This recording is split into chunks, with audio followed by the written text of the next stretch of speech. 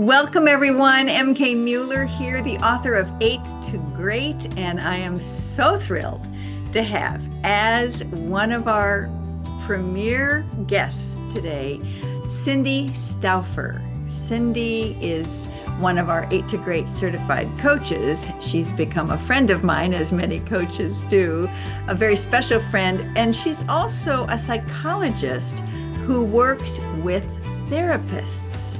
So she actually coaches therapists to be their most effective and give them new strategies. So she's going to be talking today about giving them new strategies from the 8 to Great process. And that's what I'm so excited about hearing. Cindy, thank you again for being here.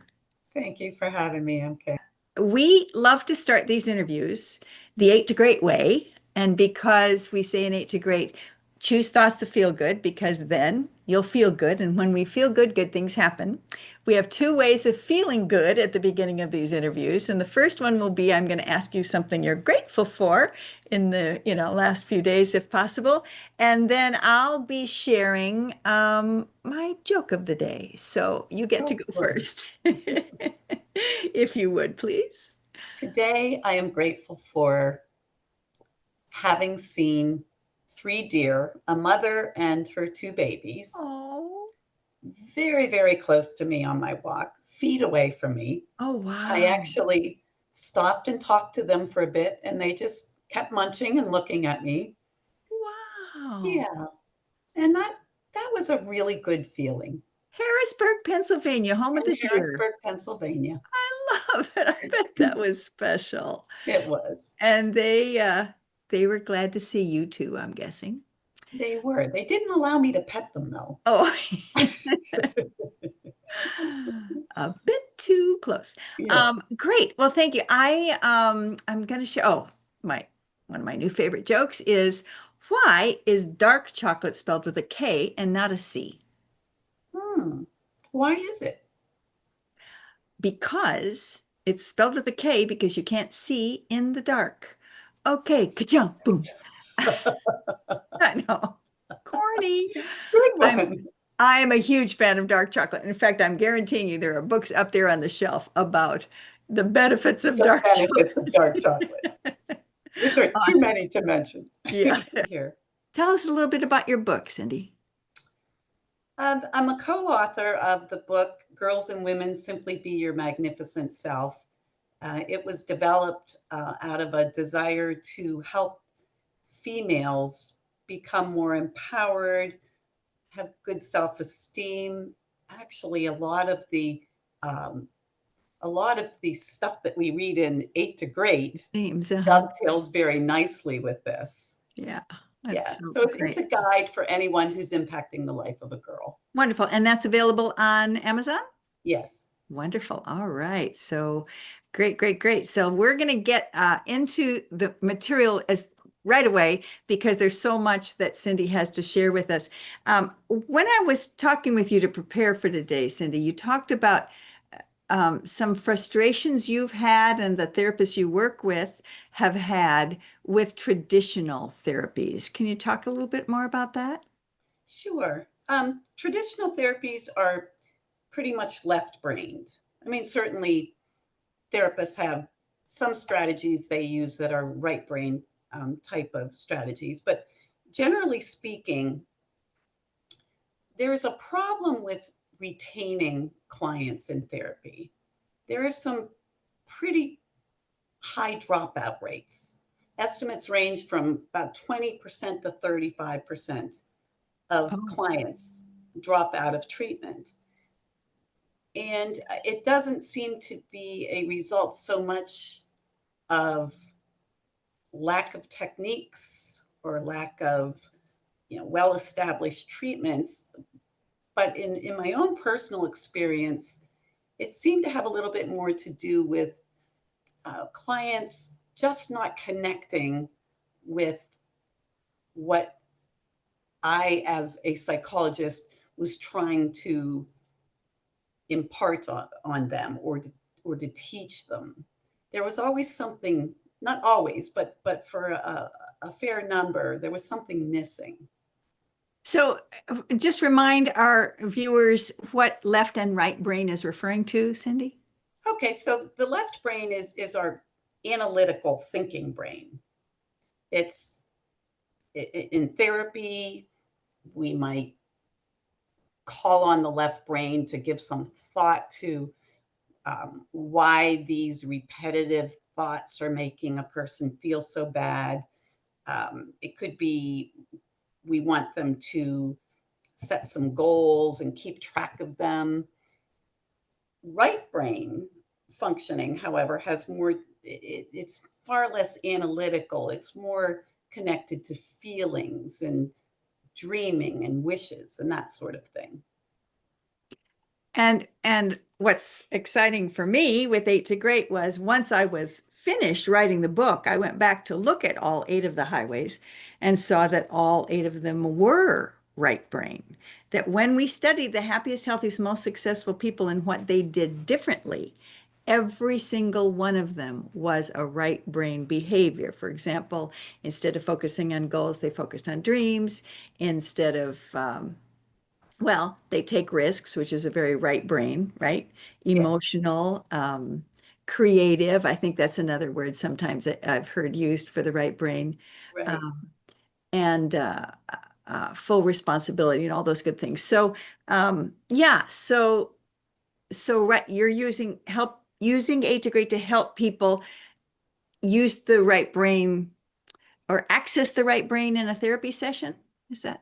Yes, I would also, I want to emphasize that a lot of therapists are using really great techniques, and this is not to suggest that they need to abandon them.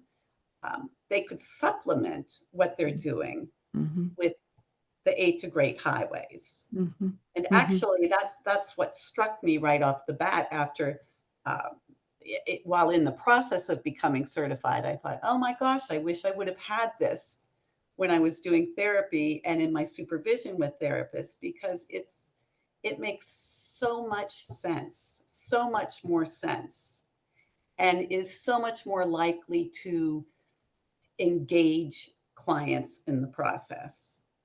Awesome. So, kind of what I'm hearing you say is it not only helps the therapist connect with the client, but also helps the client connect with their heart level on a heart Exactly. level with the material. Exactly. Yeah. I know as a speaker, when I'm coaching speakers, and we do coach all of our coaches in speaking, I always talk about people don't care what you know until they know that you care, right? Exactly. And caring what you know is all that factual stuff. Yeah, yeah, you can bring up lots of pretty PowerPoints. But if as an audience member, I don't feel like you care about me, I'm not going to listen, right? So there's always that the introduction of any speech is so important to be, did you tell a personal story to connect with the audience so that they can relate to you? So it Mhm. sounds like that's a similar thing in therapy. Yes.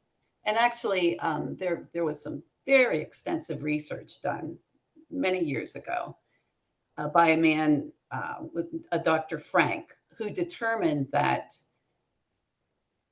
the most important element in successful therapy is for the therapist to be a caring person, Mm. which is a very right brain thing too. Mm-hmm. And Mm-hmm. so, as I say, you can have all the techniques in the world, but if the client isn't feeling cared for and isn't accessing that right brain, you might fall short of your desired results. Right, right. And in Integrate, we say that you really can't feel good in your left brain. Right. And so does that apply in your situation? Absolutely.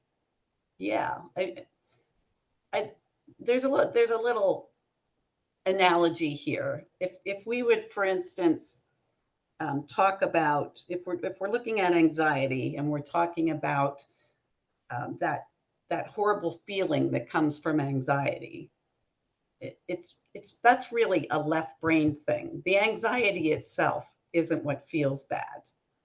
It's it's the thinking about it that feels bad. Hmm. So we Okay. talk about a toaster fire. If there's a toaster fire, we can go put out the fire. But if we don't get to the source of the toaster fire, we haven't accomplished much. Mm. And so if we look at this from left and right brain, we might put out the fire by treating anxiety symptoms. But if we're not really getting to the source of that anxiety, then we aren't preparing the client for long-term change. Makes And so much sense. and the 8 to Great highways very much help clients on their own, by the way, not through dictation by the coach or the therapist, but on their own to access the right brain stuff that helps put out that fire and simmer everything down in the brain. Right. The book, My Stroke of Insight by Dr. Jill Bolte Taylor, she talks about the left brain when she had a stroke and couldn't access her left brain. So she was completely in her right brain. As a brain researcher, she had always been in her left brain. So Mhm. now here she was, and all she had was her right brain. And she said, I was euphoric. I had been depressed as a researcher. And all of a sudden, I was happier than I thought a human being could be. And she also talks about how she couldn't access complaining. She couldn't access blaming. She couldn't access regret. Those were all left brain activities. So yeah, it's another great book, and that's again is My Stroke of Insight, and I think she has a TED Talk as well. Okay, well, Cindy, I don't want to waste any more time. I want to get right into what some of those techniques are that you suggest that therapists can use with their clients, or clients can use all on their own. I can tell a few, and some of these on a very fundamental level might not seem real different from what therapists are already doing, but it's the context in which we do them that is a little bit different from what a lot of therapists are used to. So it's very common for therapists to ask their clients to practice gratitude. And that's a very fundamental part of 8 to Great. The difference here is that we ask clients not to just write them down, or we don't ask people to write them down necessarily, but to spend 2 minutes a day, maybe, thinking of 3 things that they're grateful for from within the past 24 hours, and we don't want any repeats. For instance, today, one of the gratitudes that I listed was that yesterday I was talking to my youngest daughter, and she was so thrilled that she had cleaned out a closet. But the sweetest part of it was that she was talking about doing it with her 2 sisters, and what a hilarious operation it was. And that brought a lot of joy to my heart, a lot of gratitude that I have 3 daughters who can have fun together. So we're looking for simple things like seeing a deer, like seeing the joy on my daughter's face, recounting a story about her sisters. We ask people to practice these gratitudes with a partner so that there's a little bit of accountability. And it's interesting that tends to get pretty addicting because it's fun to hear another person's gratitude as well. And what we're doing there is getting a person in the habit of thinking thoughts that feel good, choosing thoughts that feel good. Awesome. And it's a little different from writing down gratitudes each day, as is a common request therapists make. Awesome. So one of the ways you're getting folks into a more right brain is instead of just writing, which can again kind of be more cerebral, Yes. that exchange with a partner, right? Yes. The refreshing, the no repeats rule, I think in 8 to Great is huge. I totally agree with Yes. you. And so that would, yeah, that would, I can understand, improve not just somebody's attitude, but the therapist and the client could, I mean, the therapist could learn more about. I know a lot about my partners, and I'm not saying the therapist would have to be their partner, Right. but if the therapist just said, "So, what were some of the things you shared with your partner?" They're going to learn a lot about them. Awesome. So that's a great Yes. tip. What's another one? Another one is to help clients to get the picture and to dream for what they want. And this is one of my favorites. And you know plenty of examples of individuals who dreamed of becoming great tennis players or gymnasts. Michael Phelps, with his how many gold medals, he dreamed of being an amazing swimmer all his life. Mary Lou Retton envisioned getting a gold medal in the Olympics. And the first perfect 10, And the first perfect 10, right? yes. We can make a distinction between dreams and goals. And in therapy, we are very focused on goals. And in fact, might even traditionally discourage someone from dreaming things that may never come true. Mm, interesting. Yes, Interesting. particularly with children at times. We not in a malicious manner, but more so we try to keep um, our clients focused on their goals that will get them to where they want to be.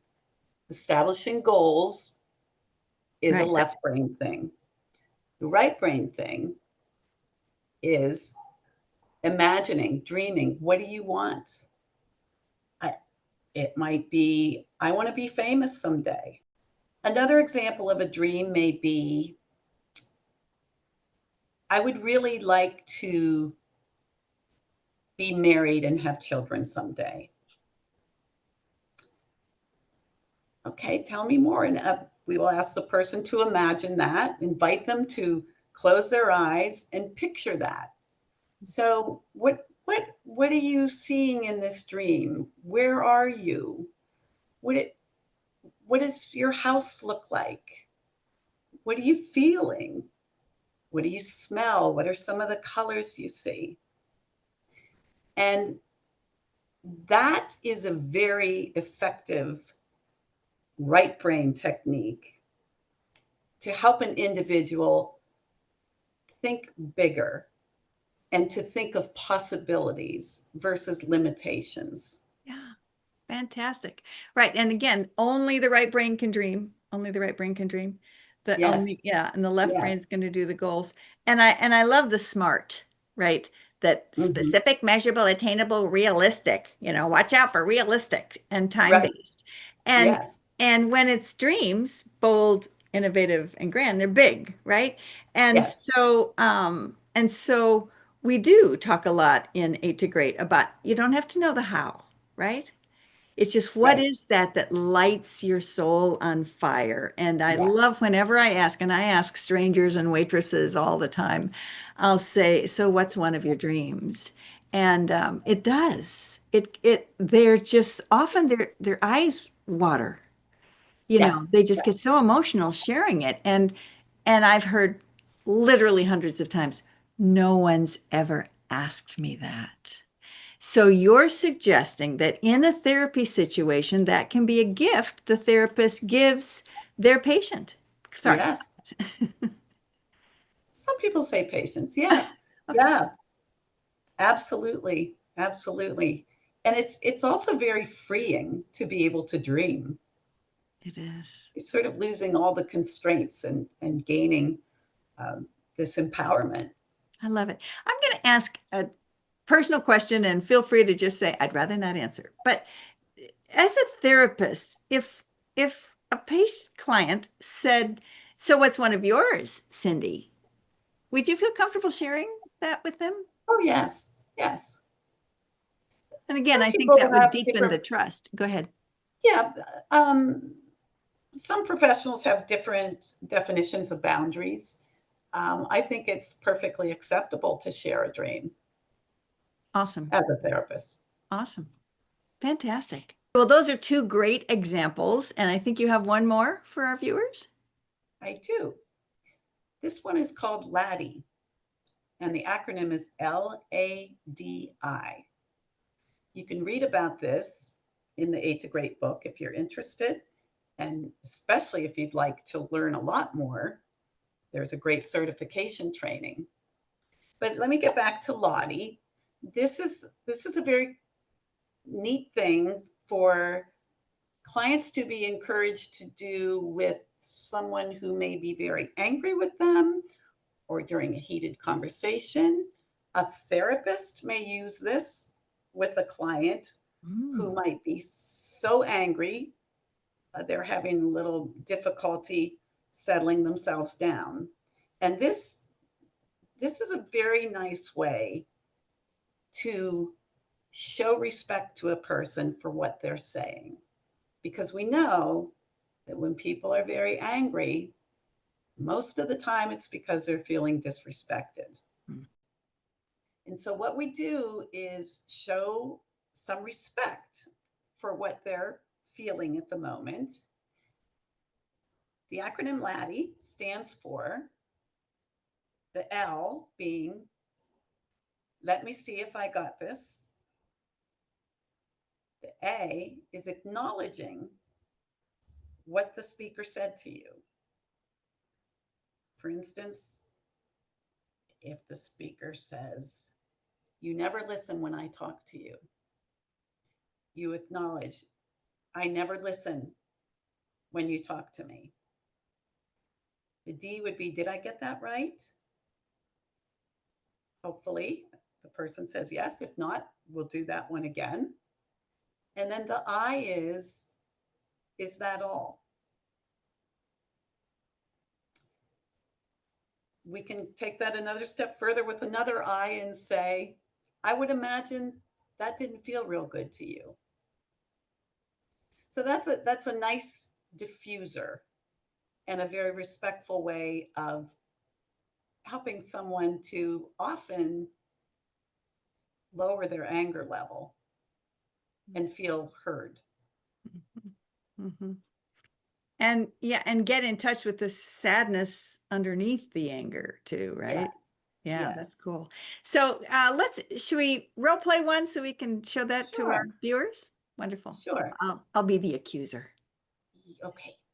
Oh, Cindy, you always interrupt me. Okay, let me see if I got this right.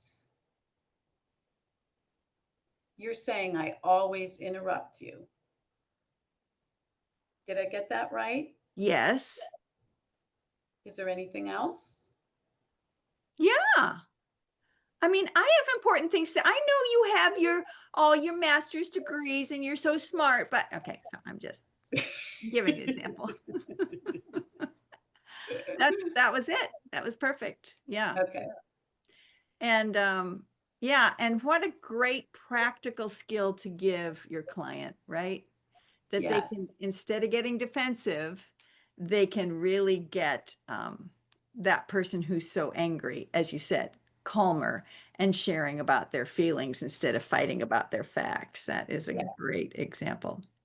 Awesome. Well, I'm sure you have lots more that you could be sharing with people. So if therapists or again, anybody wants to get in touch with you, Cindy, what's the best way to do that? I can be emailed Okay. at, and this might not be too difficult to remember because my email address coincidentally is 8 Stauffer, Stauffer, 8 @gmail.com. Wonderful. And again, that's F as in Frank, Stauffer with an 8 on either side. And she had that email before she became a certified trainer. It was an That was how I knew, oh, she's one of us. And you are definitely one of us. You're one of the leaders again of our team, Cindy, and we're so grateful to have you. And it's just been great having you as a guest today. So, yeah, again, guys, if you want to check in with Cindy, or if you are a therapist or know a therapist who wants to be coached by Cindy, she again can do one-on-one coaching. Or we have a wonderful 8 to Great training, the same training that Cindy went through. It's 5 Zoom calls, 5 just once a week, 90-minute Zoom call, and then you're a certified coach. So we'd love to hear from you, and that is at info@8togreat.com. That's INFO at the number 8, TOGREAT.com. Again, thank you so much. Oh, and if you haven't subscribed to this channel, guys, hey, that really helps us out. Yes. All for now. Again, thanks so much, Cindy. Thank you.